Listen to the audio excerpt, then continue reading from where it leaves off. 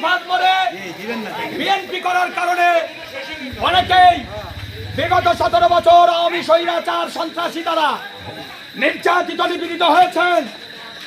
আজকে আমি তাদের উদ্দেশ্যে একটি কথা বলতে চাই, যারা নির্যাতিত নিপীড়িত হয়েছেন 17টি বছর আওয়ামী ফ্যাসিস্ট দ্বারা, তাদেরকে আমি বলবো আগামী ফেব্রুয়ারিতে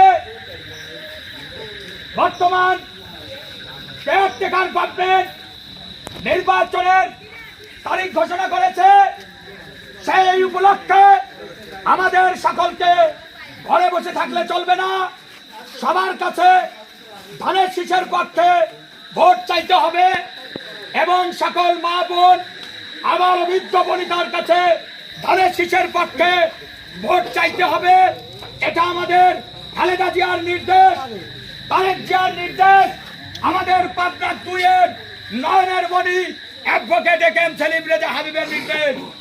আমাদের সবাইকে সকলের দ্বারে দ্বারে ভোট চাইতে হবে ধানের শীষের পক্ষে।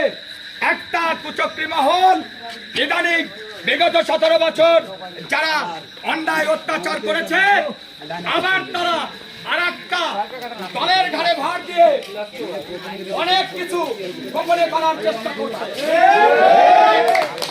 ইনশাল্লাহ তাদেরকে আমি সতর্ক করে দিয়ে বলে যেতে চাই, এই তুফান মোড়ে যারা অন্যায় করেছেন আমরা কিন্তু এখনো ভুলে যাই নাই।